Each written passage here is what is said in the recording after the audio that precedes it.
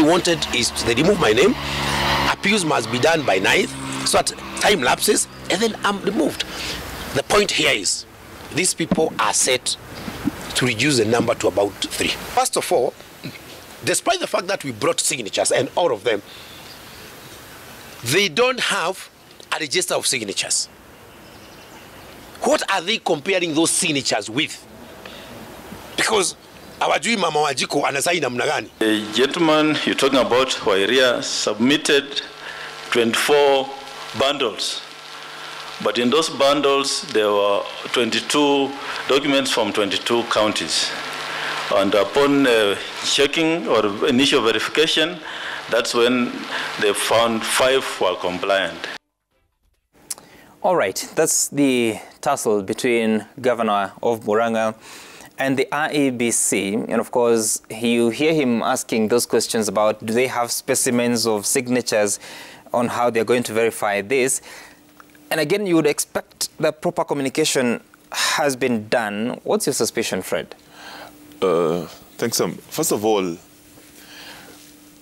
presidential candidates must conduct themselves in a certain manner. Number 2, for you to run as a president in this country, we have learned that you also must be a very serious candidate that is able to meet the qualifications stipulated in Article 137. One of those qualifications that is coming out in this contest between Wairia and the Commission is the qualification that touches on nomination by at least 2,000 voters from majority of the counties, because that's what is the contest there. He claims that IEBC do not have specimen of the signatures. That could be true, but that's not the requirement. IEBC must check that the people nominating you as a presidential candidate or as a candidate for that matter are registered voters. And therefore, to that extent, IEBC has the voter details. They are the custodians of the voter details. So they are the only ones as an independent body to check that you have met or you have been endorsed or you have been nominated by a voter. Number 2, I suspect that given the guidelines and rules by IEBC, some of these stringent measures will not be met by majority of the aspirants, because it is not easy, some, to get nominated by at least 2,000, by 2,000 voters in at least majority of the counties if you are not ready for that election. Mwangi wa Iria has put so many billboards. I don't want to believe that he was not able to get nominated. In fact, he has put billboards in all over the country. He was not able to get nominated by just 2,000. And is able to put billboards. Number 2, we have seen a gentleman, a young man, Walter Mongare, who has been cleared.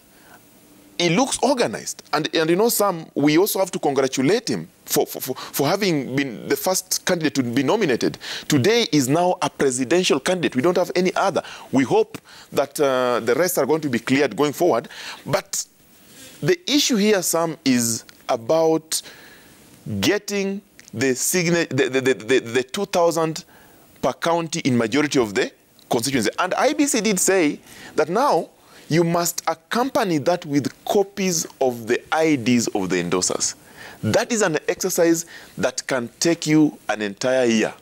So I think presidential contest must, going forward, attract the most serious, the people who are capable and suitable, not dramatic individuals who are going to stage drama at the commission center so that they can attract media attention. I am very disappointed with the gentleman, Mwangi wa Iria, who has been a governor, who is a state officer, who has forgotten the responsibility of leadership and how to conduct himself. But we hope as we go forward, the remaining candidates who have been given time... Just to cut him some slack, don't you think, he feels like his rights are being abused, and maybe that may explain the reaction. He has a right to feel that way. By the way, I'm not condemning him. I'm just saying he actually has a right to run. That is in the Constitution. He has a right to run or I mean, on a ticket of his choice, on a party of his choice. But look how he did complain. The nature of complaint that was raised. He blocked entrance to Bomas, then staged, you know, a drama, and then started calling IBC names, telling them that there is a plan to reduce the number of the presidential candidates to 3. Those are facts that, I mean, those are issues that cannot be substantiated. But I'm saying, he has also said that the IBC do not have specimen of signatures. That is true. But if you look at the qualification to run for president, one of the qualifications is that you must be endorsed by 2,000 voters from at least of the majority counties. What IBC will be checking, Sam, is those 2,000 from Bomet County, for example, are they registered voters? That is the thing. If they find that 1,000 are registered, 1,000 are not, they'll get... And Chebukati has done well.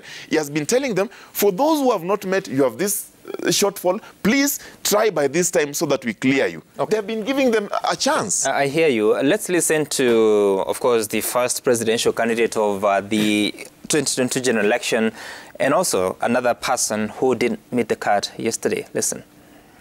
As we start this journey on behalf of the many young men and women out here, I want to assure them that this certificate is not for Walter Mongare. It's for every young person in this country who's got dreams and aspirations, a better tomorrow. A country that campaigns are not based on personalities, but are based on issues that actually affect our people. But we are also assuring our supporters that if you get everything which is very clean, something is wrong somewhere. At least if there is a mistake that has happened, or there is some kind of shortfall, we are going to do it, because you have seen, witnessed that we have passed everything. Apart from one thing, nago kadogo tutafanya hivi. All right, that speaking last is Professor Wajakoya of the Roots Party, and of course was not lucky yesterday. He hopes that he'll get another chance. Today and tomorrow, there are no appearances before the IBC, but on Thursday, the 2nd of June, Dorothy Kemunto Nyangori, an independent aspirant, James Kamau, another aspirant, and Gibson Garuya Nganga, another independent aspirant, will be making their way to the IEBC from 10 a.m. They have indicated 10 p.m. should be 10 a.m. up until 2 p.m. to present their papers and wait for their fate. Honorable Sossion, what are your thoughts about this exercise of registration, especially presidential aspirants that you've seen so far? Out of 4, 3 have missed out. Yes, I think various provisions have been set out in the Constitution as minimum requirements and also in the electoral laws. And it is a business of IBC to vet and ensure compliance. That is not negotiable. And I think as a country, we are looking for a CEO of the country. And borrowing from other jurisdictions, if you look at the American system, for example, the 2 main political parties, by the time you announce at the convention as a nominee, you've gone through an extremely thorough process.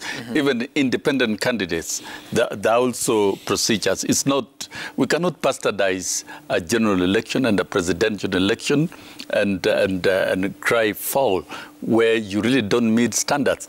If any of the presidential candidates does not meet the set out required standards, then they should not be cleared. And I think we've seen Chebukati has been allowing various candidates to organize their documents. One of them was even Kalonzo Musyoka. We are told he was not cleared because of want of documentation. And I think what Chebukati is doing due diligence without giving exceptions to any of the presidential candidates. And I am sure if those who don't meet the requirements will be expunged and will not be cleared, so be it, because we must be a country that respects the rule of law and constitutional order. Yeah, for this of Mwangi wa Iria, we are told that the documents from 22 counties, and eventually it was found that those that were valid were only from 5 counties. Right. And if that information is true, then I think even if you have mounted or erected 1,000,001 billboards and you don't meet the minimum requirements, then because we are looking for a CEO of the country, a man whose decisions will impact on the lives of every citizen in this country. So we urge the presidential candidates, all of them, please comply with the requirements that are set out at the moment. Okay. But I think the chair has been a bit flexible to even give some candidates more time to reorganize their documentation. We are looking forward for the conclusion of this process so that then we can move to the next phase of listening to the manifestos of the various presidential candidates and probably moving to the next level of presidential debates. We must elevate our democracy. There are all indications that the elections of 2022 in Kenya will be very rich with issues. It's a complete departure from the past. And we urge IEBC to remain diligent, impartial, and I think going into the future in terms of electoral reforms, and this is what needs to be done in the IEBC. Of the commissioners, out of the 9, of course, that is provided for by the Constitution, between 3 and 9, but they have 7, yes.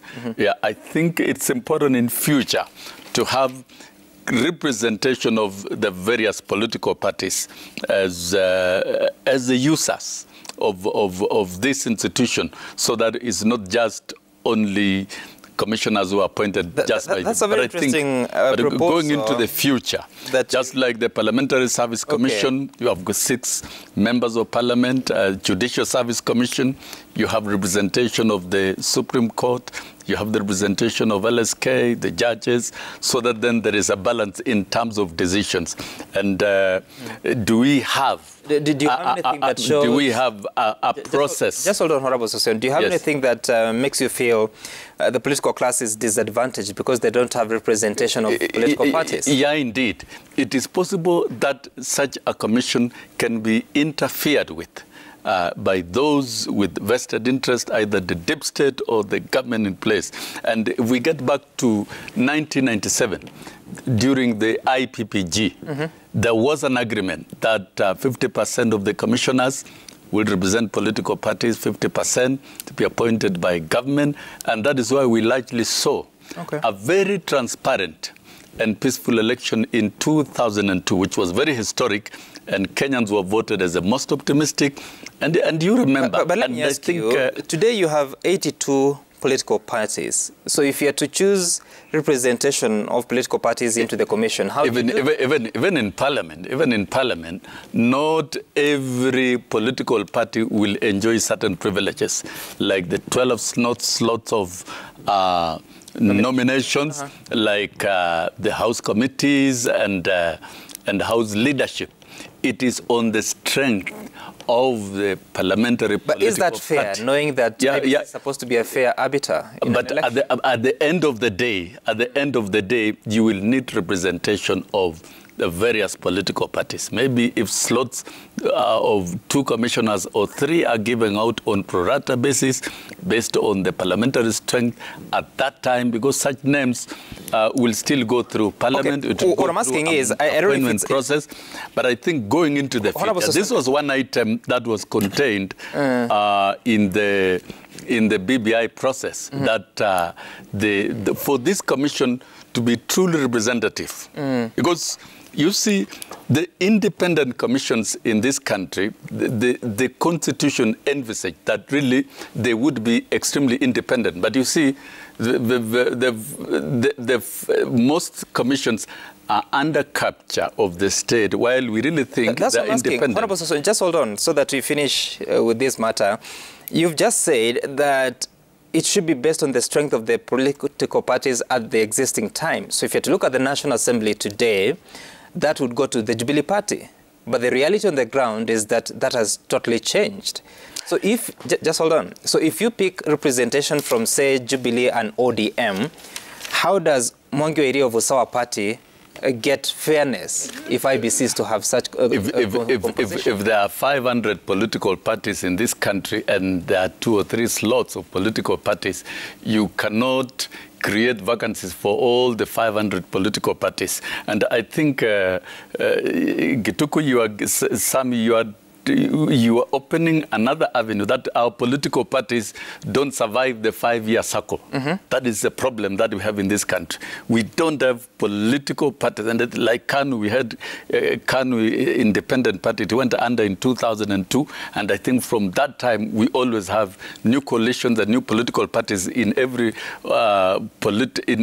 electoral cycle. I think we've reached a time that political parties must be stable. And we should be able to see the same political parties in every other subsequent elections. But nevertheless, when we are going into an election, there are political parties. And when we get to parliament, there will be a majority party in parliament. There will be minority parties. And in terms of the strength of representation in parliament, it is what determines the apportioning of privileges and even the power of decision, because based on the number of parliamentarians, then that defines the support of the people on the ground. I don't think that will be a very difficult tool to apply. Of course, there will be. I hear you, Honorable Sossion, and you're right. You say that it was part of the conversations during BBI, but obviously it was left out in the final draft. But you know what happened with the PBI. But Fred, I'm hoping that we can get Bobby Mkangi so that he can explain to us the thinking of the Committee of Experts in drafting that IBC should be independent as it is. But what would be your thoughts based on what Honorable Sossion is talking about? First of all, what Honorable Sossion is talking about was not in the final draft of the BBI. It was never in the bill. So it's not an issue that was canvassed to that level. Number two, I strongly believe that our institutions must be independent and must be strengthened. The danger of incorporating political parties or political players in a commission is interest, because politicians and political parties have interest. Remember, the sole, or rather the main objective of political parties is to capture power. And you capture power through a voting system, through an electoral system. How do you capture power in a manner that is transparent and accountable if you have got your player, you are the referee and the player at the same time? It's not possible. And I think that was the thinking by the framers of the Constitution, that an independent arbiter must look at these issues, subject the competitor through a process that is transparent, open and accountable, and come up or arrive at a winner that is not questionable. The issue here, Sam, has been the transparency in voting, the accountability in voting, and that process has been strengthened through the use of technology going forward. Remember, in voting, the method, the Constitution says that whatever method the Commission shall use must be simple and accurate and accountable. That is the issue, and we must look at it we must revisit it every time we are going to an election. Because when we finish an election, we must start another process for the next election. We prepare for it and we keep improving it. We look forward, as young people of this country, on a day that this commission or the commission then shall have to allow people to vote at their comfort, at their house, through a technology that is advanced and accurate. Some today you send M-Pesa to your friends or to your parents or to your loved ones, and you don't doubt that that money will not reach them. In fact, it will reach them in record time.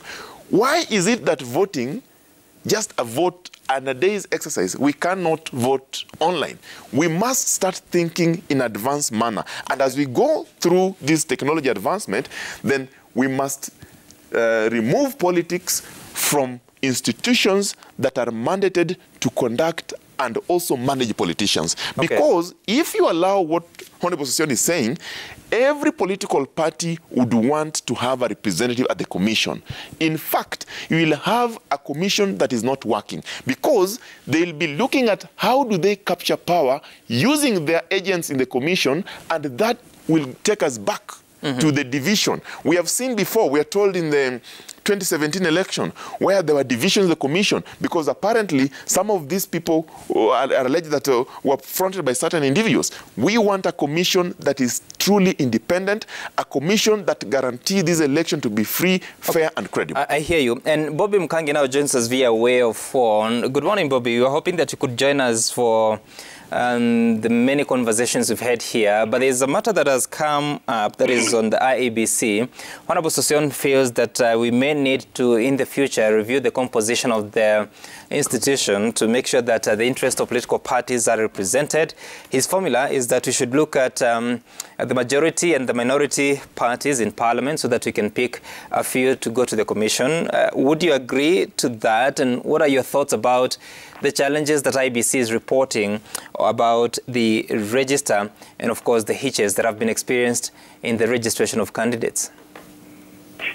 Thank you. Good morning, Sam, and my co-panelists and Kenyans at large. Unfortunately, I couldn't join you as was anticipated.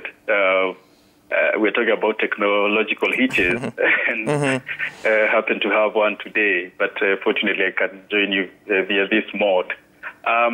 I've been following the discussion that Mheshimiwa Sossion and my friend Fred, and I would want to, first of all, echo what Fred was saying, out on the heels of what he was saying about how we manage elections. And especially so when you consider that since independence, we are doing 10-plus elections. Since the Constitution of Kenya 2010, this is the third cycle of elections. And when you keep hearing the same issues, same technical, logistical issues cropping up, then you wonder as a nation, as a state, are going through a learning and improvement cycle through these processes, because one would imagine that the issues that we face, and especially so after promulgating the Constitution in 2010, in 2013 would not visit with us in 2017 and now in 2022. And so it does reflect, and I think that's why we are discussing many issues pointing fingers to the electoral management body itself, which is not quite healthy at this moment, 70 days to elections. So I think moving forward, one of the things that IEBC, what I've seen, needs to do quite effectively, because, yes, there are rules and regulations, there are constitutional provisions that must be followed, and I believe that IEBC is working very hard to ensure that those are adhered to. But those who fail to meet some certain requirements, and as is judged by IEBC, may be doing so quite validly and fairly. But I think the way IEBC communicates, perhaps it's for most of us, it's perhaps because we are receiving their communication via mass media, social media. But I think IEBC should communicate more effectively. We should be able to understand not only the candidates affected, but as Kenyans at large, what every particular issue concerning each and every candidate is. Because I think it is this inadequate information that is creating the perception that perhaps IEBC is not managing the process optimally. Perhaps it is favoring some candidates against others. It has a scheme to deliver a certain face of the presidential ballot and such things. So these perceptions, I think, do arise when there is a dearth of proper information amongst the public. And so I think IEBC moving forward, so as not to attract these perceptions, and considering that We've had troubled elections in 2013 and in 2017. Perhaps it needs to step up on this. Coming to the issue of what Mheshimiwa Sossion is proposing in terms of the composition of IEBC, I would disagree with him respectively, because we must look at and understand our political environment as we created in the Constitution, and that it provides, and especially Article 38 provides every Kenyan a right to participate politically. And this is done in various ways. It is not only done through political parties, and that's why even Kenyans went ahead and opened the room for those who may not want to adhere themselves to any political formation, any political party, to go it independent. So elections are not about political parties only. They're about Kenyans at large. They're about diverse political interests that may not always converge around political parties. They're about Kenyans as individuals.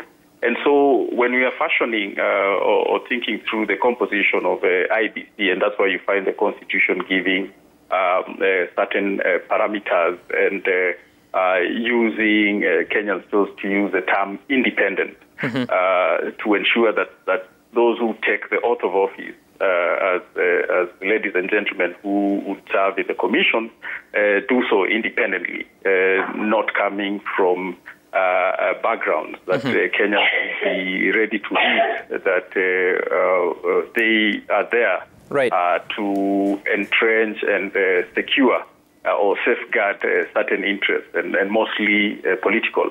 And for political parties, Fred did give the example and very live to us, the 2017 elections, and what happened to the commission then. Where there were clear-cut demarcations, where Kenyans could read which commissioner was playing game for which political party. And this happened because of the way that commission was constituted, that it was constituted alive to the political formations that were then. And most commissioners were there to go and secure the interests of those political parties and certain political personalities.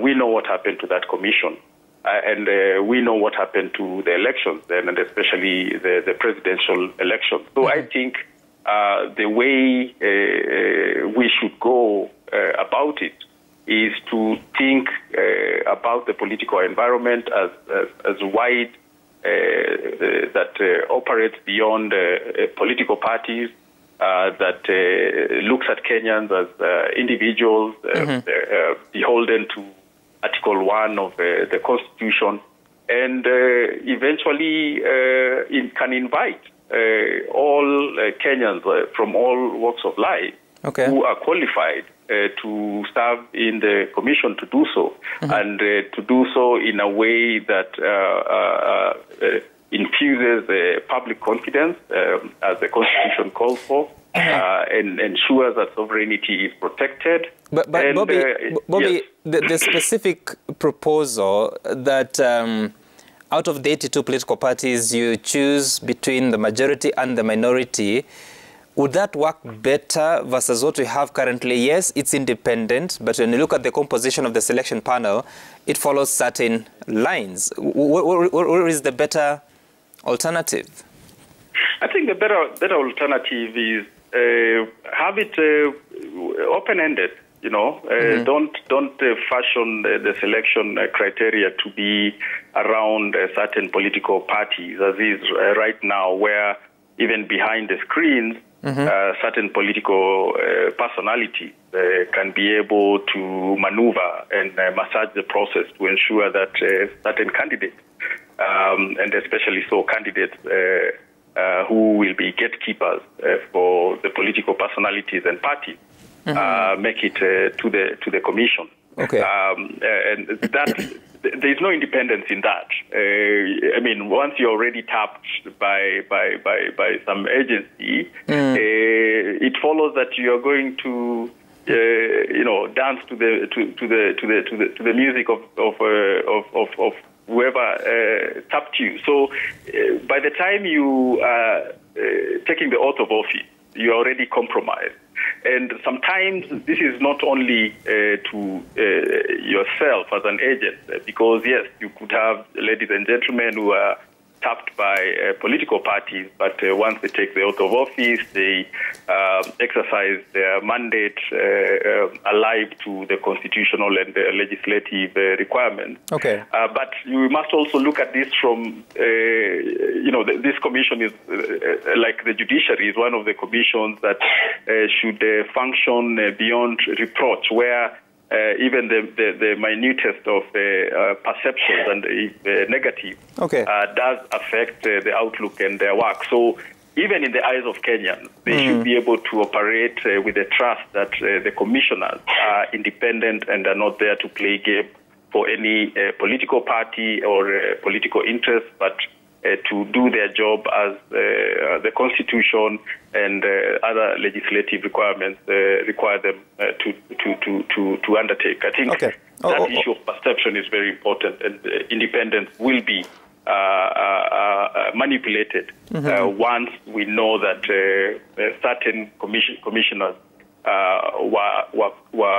were tapped or were asked to join the commission or were eventually selected through the influence of certain political parties and political personalities.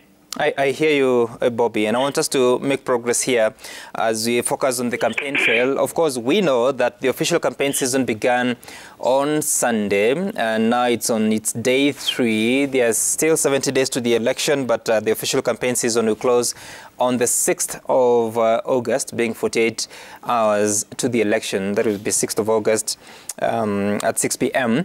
But let's listen to what William Ruto, the Deputy President and the Kenya Kwanza presidential candidate, or is it UDA, had to say in a tour of the coast yesterday.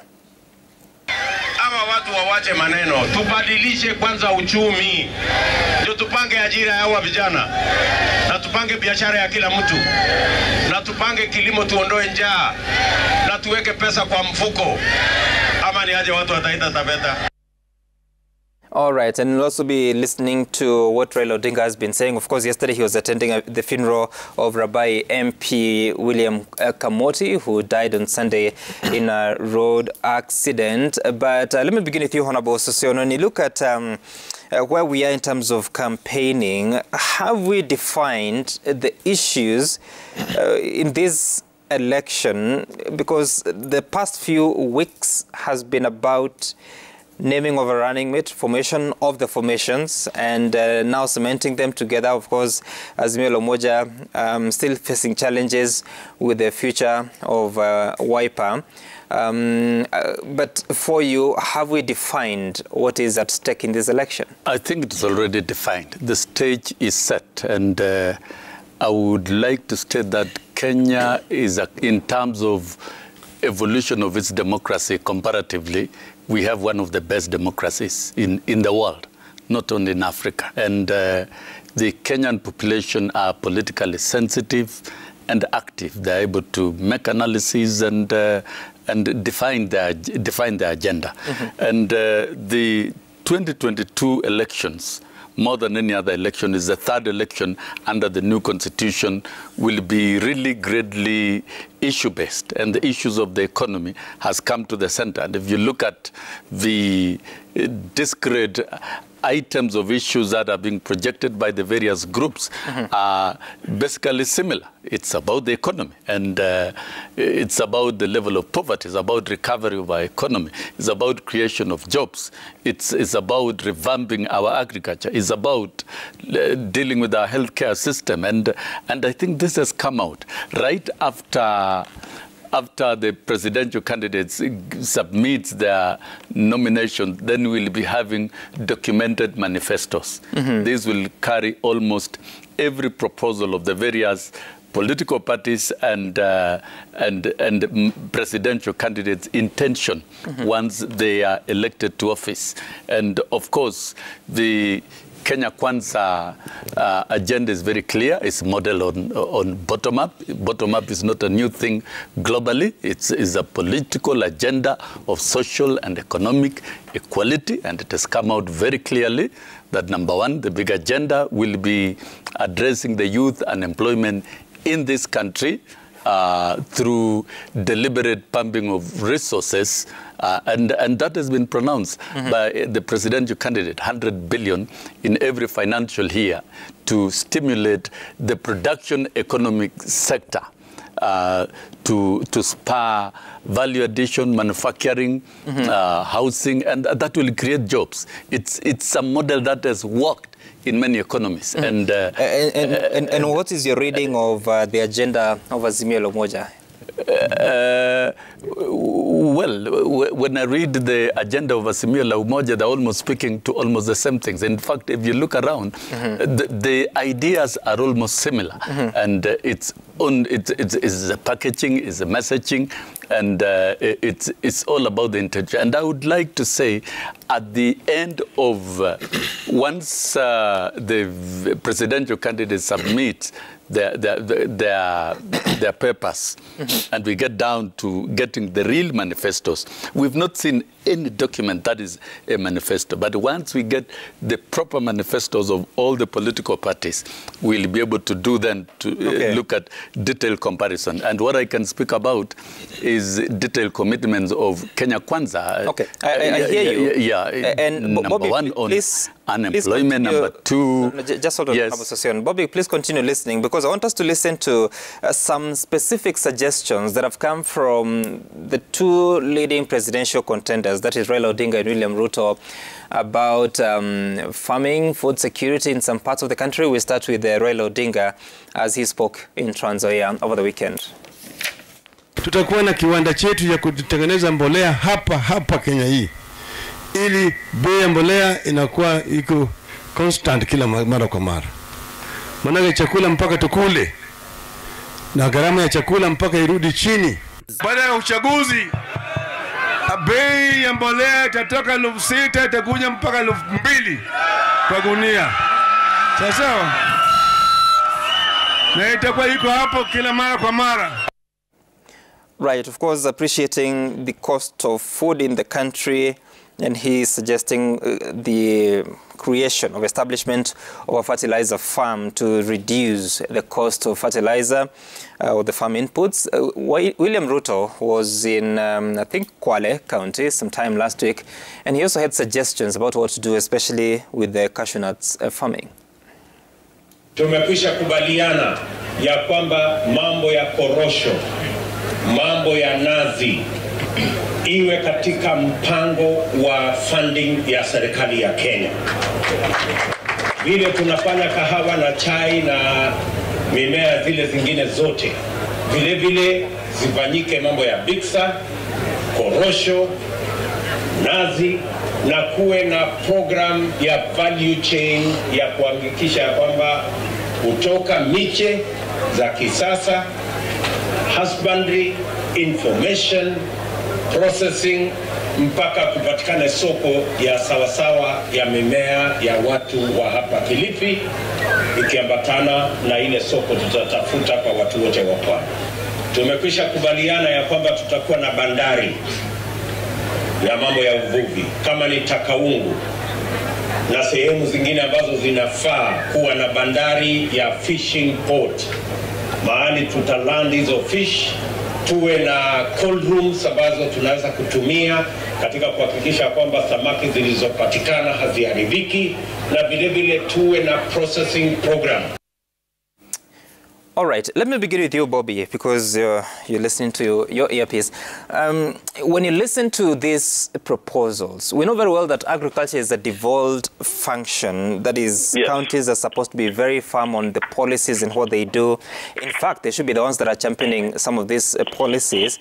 Yes. So How are Kenyans supposed to interpret these promises? Some of them appear quite elaborate. Of course, they're capital intensive and take time. How should Kenyans listen to this and take them to the election?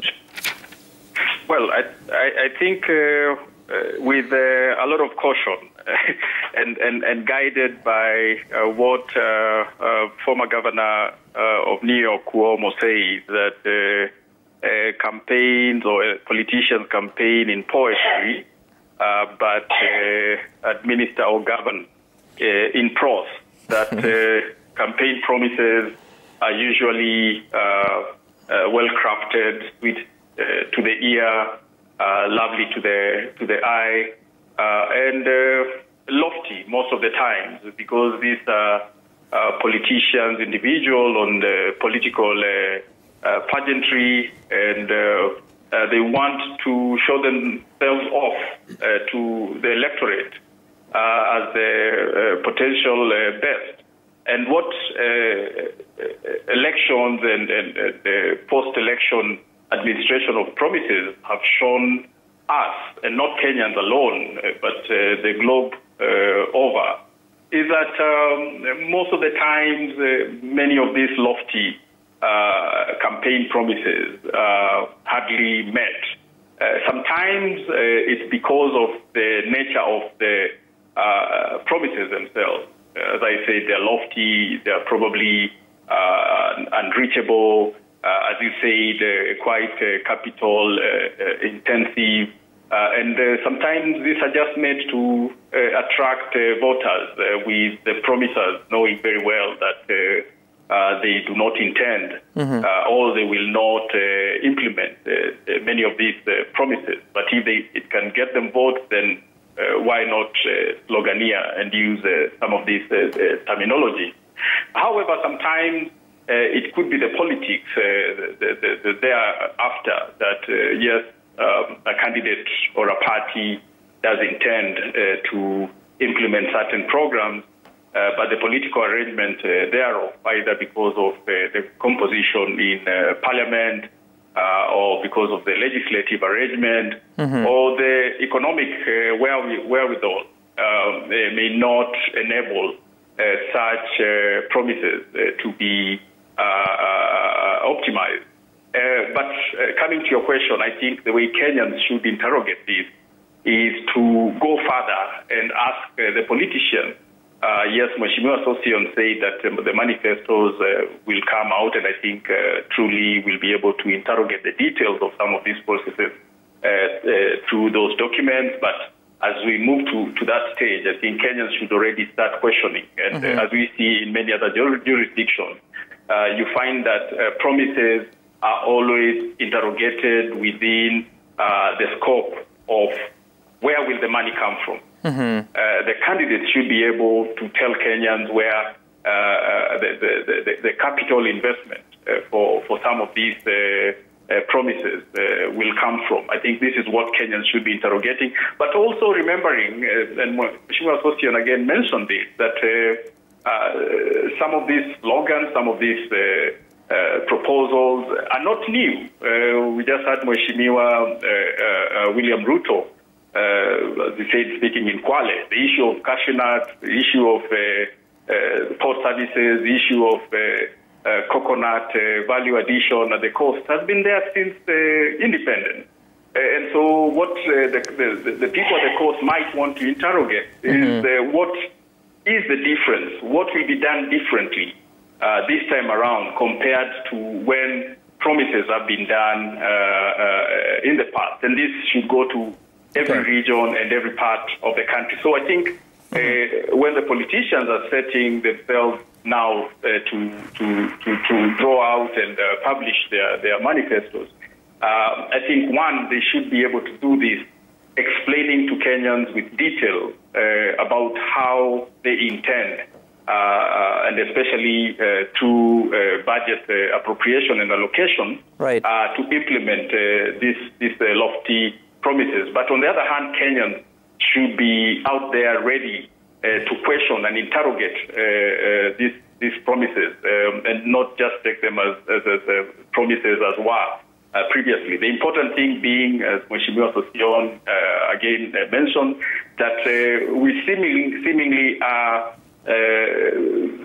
sounding and looking like we are, addressing this election through more of in issues and interests, economic interests, social interests, other than previous elections where you'd find, as much as there were, yes, issues, the primary theme was, the ethnic or tribal issues that would surmount some of these very important proposals. So I think this time around, that curveball has been surmounted, and more of the issues being discussed out there are economic and social, and how I hear you, Bobby, etc. Yes. I hear you. So Fred, back in studio. Of course, still uncertain about the true form of Azimio la Umoja One Kenya Alliance. We still don't know whether Kalonzo Musyoka is in the House or not. He's scheduled to appear before IEBC on the 4th of June. That is this Saturday. Have you been able to iron out that, first of all? Before I answer that, allow me just to comment briefly on the Could you start with that, then we come to the issues? Okay. We have always said, as Azimio la Umoja One Kenya, we are resolute in our desire for, to foster national unity. And that is one of the guiding factors. We strongly believe that in this election, we must go and face our worthy competitors in a form that is very strong.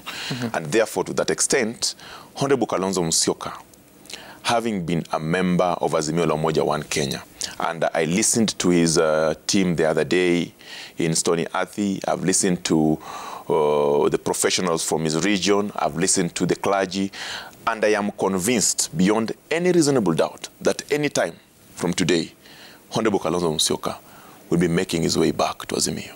And what happens to his ambition? He's to present papers on Saturday? To run as president. My good friend, Honorable Mboi, that I think you have hosted here before, did say that they had a plan A, B, and C. Just in case their plan A fails, then they have a way that they can also tell their story at the ballot.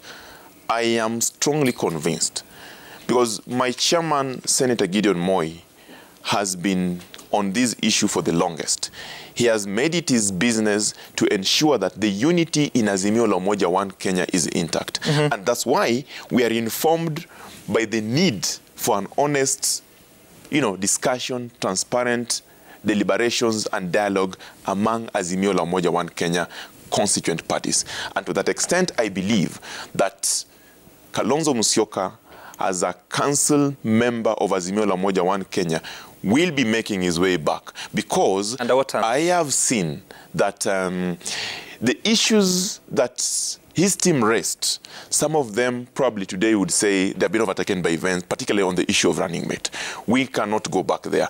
But in politics, it's about negotiations and negotiations. I strongly believe with the return of, Kalonzo Musyoka, there could have been negotiations behind, the scenes that have secured him a slot. And you remember when Raila Odinga announced the running mate, Martha Karua, he also did announce and nominate Honorable Stephen Kalonzo Musyoka as the chief minister when Raila Odinga wins this election. So I am strongly convinced that those discussions have taken another stage, and they're at an advanced stage. I wouldn't really want to go into details of that, but I strongly believe, and I can tell you some, that Honorable Kalonzo Musyoka will be making his way back to Azimio. And so, as to the question of agenda, have you been able to, because you have many political parties, yes, have you been able now to cement them together and come up with the key issues that you want to fix? Absolutely. Azimio la Umoja is one big family that have got unity of purpose. And if you look at the parties that are there, let me speak confidently and authoritatively for KANU. KANU was the first party within Azimio la Umoja One Kenya to launch a manifesto dubbed Back to Business. I am very happy today that the 5 aspects or the priority areas, devolution, economy, social infrastructure, citizen responsibility, have been factored in the policy issues of Azimio la Umoja One Kenya. And today, we are waiting for the unveiling of the real agenda of Azimio la Umoja as far as policy elements are concerned. We shall be looking at issues to do with the economy, just like any other person. But our approach is an economy that is labor intensive. We are talking about utu, undugu, usawa, uzalishaji. We are talking about an economy that is sustainable for everyone. And of course, we are not forgetting the guiding principles of integrity and zero tolerance to corruption. We know for a fact that a corrupt nation can deny us an economy that is sustainable for everyone. Exactly. What specific proposals? The specific proposals therein are devolved governance, where you strengthen devolution and take services and money to the local, to the grassroots, and grow the economy. Raila Odinga just talked about... How do you do that? Just let me explain to you. Raila Odinga just talked about establishment of a fertilizer company in the local area. You are growing the economy of that region. Raila Odinga has been talking about social infrastructure, social support, the 6,000 to families, so that we ensure that we guarantee the provisions of economic and social rights. Raila Odinga has been talking about how do we create jobs for the young people in this country. He has been talking about employment opportunities. I strongly believe that when the right time comes and Raila Odinga and Azimio la Umoja One Kenya unveil their manifesto, it will be a manifesto that has got the input of the constituent parties, the input of Kenyans, and therefore it is a manifesto that will work. You've been a citizen of this country for a couple of years, and you know, you've observed a few elections. I'll get to your Honorable Session. But how possible is it for these proposals you're talking about, an economy that is sustainable? I ask for specifics. You refer me to the factory. Of course, to establish a factory, I don't know that you've figured out how long it will take, the resources it will take, and for it to even have real meaning to the farmers of Kenya. Have you thought about that? Because the needs Kenyans are facing are immediate. They are not promissory. And that's why I'm saying, in the immediate terms, medium terms and long terms, there are plans. That plan is in the manifesto. That manifesto by Azimio la Umoja One Kenya has not been unveiled. When it is unveiled, you will see it. I am saying, as a party that submitted our vision and mission, we have tabled the 5 priority areas that we strongly believe resonates with the aspirations of the Azimio. And I've talked about devolved governance. And we're not talking about just devolved governance. We are talking about, as KANU, we're talking about devolving these resources to the grassroots and adopting the word as the smallest unit of accelerated development. We're talking about social infrastructure. And we are happy. If you look at Raila Odinga's 6,000 proposal, it's about social protection. We are talking about zero tolerance to corruption. He has been talking about it. We are talking about greening Kenya, climate change. We have not seen our competitors talk about that. So we believe that okay, those issues will come out at the right time, Sam. It's okay. And of course, once the manifesto is out, we'll be in a position to interrogate it. Look at it. But I need to take closing remarks from Honorable Session and Bobby. Honorable Session. Yeah, thank you. It's yours. I think the phase where we are headed to is very critical. And for Kenya Kwanza, we have got a robust, simple, and clear process of coming up with our manifesto. We are currently undertaking meetings to sign charters with 47 counties so that we can have bottom-up model economic activities and proposals from the various counties. And I would like to say that a manifesto must be realistic, measurable, attainable, and with clear and simple targets. So when we talk of spurring the economic production sector by targeting agro-processing, value addition, manufacturing, and housing, and you are talking about 100 billion. It is being very clear, and it's something that will work. Number 2, when we are talking about reducing the cost of farm inputs, particularly those of fertilizers, quality seeds, and giving farmers guaranteed minimum returns, we are indeed being very clear. When we are talking about the healthcare system, so how will you do that about fertilizer? Yeah, of course, about fertilizers. Of course, definitely. How will you reduce the cost? The details will come out. The details will come out. But the fertilizer prices must be reduced. Once our manifesto is up and running, it will be very clear. Whether it is putting up a plant locally or working on a procurement system that will definitely guarantee farmers reduced prices. And that is very clear. Not only fertilizers, even all other farm inputs. Any country that focuses to produce to ensure food security must subsidize inputs of farmers. And this is a commitment from our side. The healthcare system, it has been made very clear. Citizens should access quality, free healthcare system through the models that really will be developed. And I think the other aspect that will be looked at is also education. I'm sure education is going to be a big key issue, a subject of conversation, and Kenya Kwanza is developing a framework that will be made public in due course. So I would say a manifesto is something that once a president is elected, that policy becomes government, that document becomes government policy that will be funded by the exchequer. We are not talking about a new thing.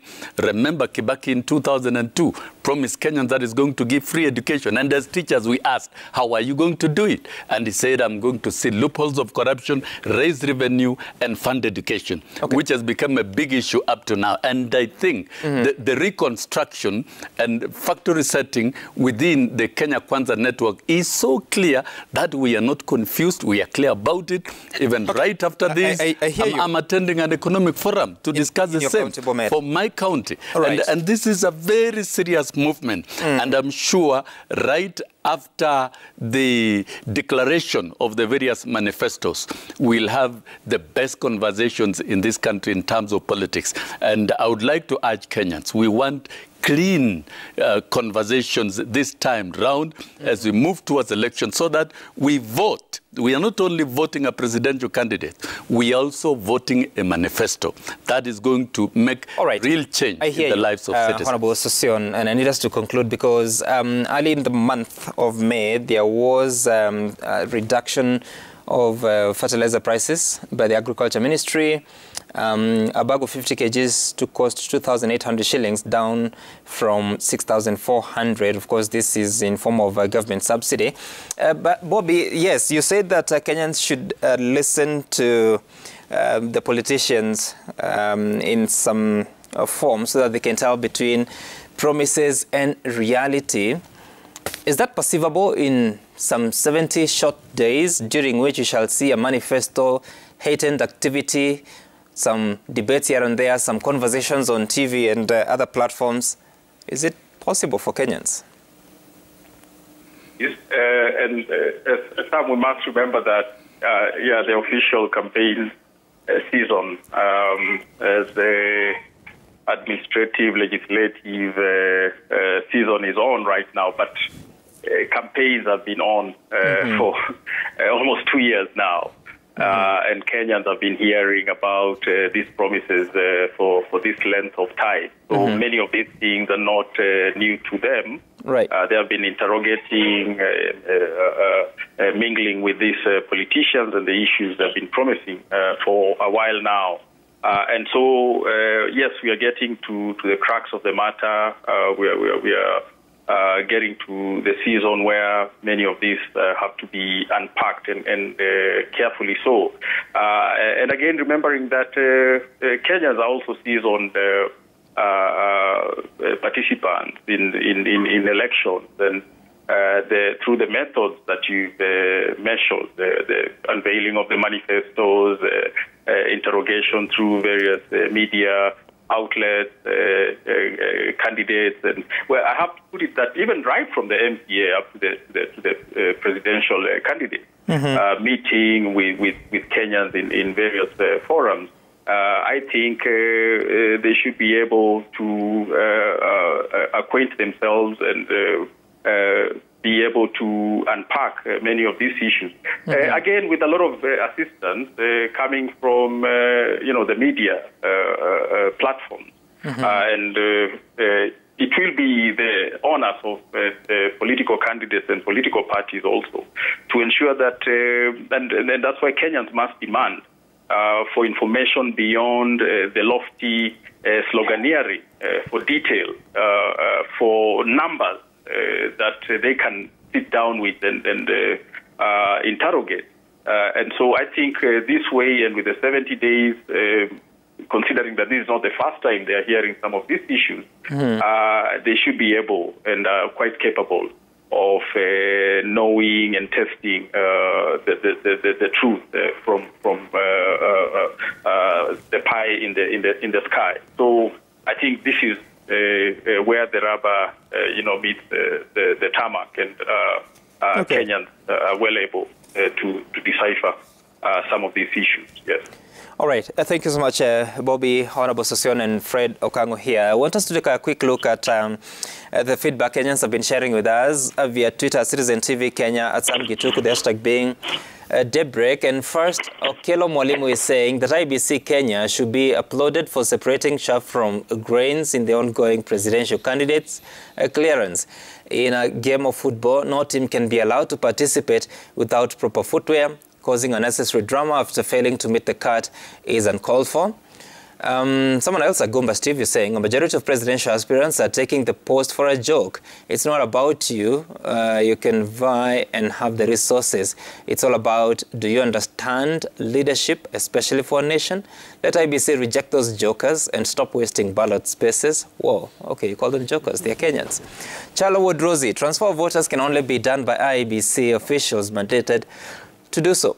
IBC should come out very clear and tell Kenyans who did the transfers and the motive behind it. Such mistakes can take us to 2007, 2008, which we are not ready for. Bob Otieno, you're saying that IBC sending worrying signals barely a few months to the general election should be taken lightly and for granted by Kenyans. Amaganga Mustafa is saying, I echo Mkangi's sentiments concerning an election cycle. The IBC workers might think they are complicating things for aspirants only to find out they are messing up the country when it is too late and irreversible. Then Engineer Lazaro, you're saying, digitizing everything without personal commitment will still make the elections to fall short of credibility test. As of now, the same people complaining are the ones doing illegal mass transfer of voters, double speaking. Of course, IBC is still investigating how rampant that has been, and of course they're looking at how to correct those anomalies. But you have a responsibility again as a voter to verify your details by sending your ID number with the hashtag year of birth to 70000. Or you can say to 70,000. You can go online on IBC, verify.ibc.or.ke with your ID number and year of birth, or your passport number, depending on what you use to register, and check your credentials. If you have a complaint, then you can be sure to file it with IBC so that you get that opportunity to really make a decision in this election. Thank you all for making time for us to have this conversation. My name is Sam Gituku. See you some other time. Bye for now.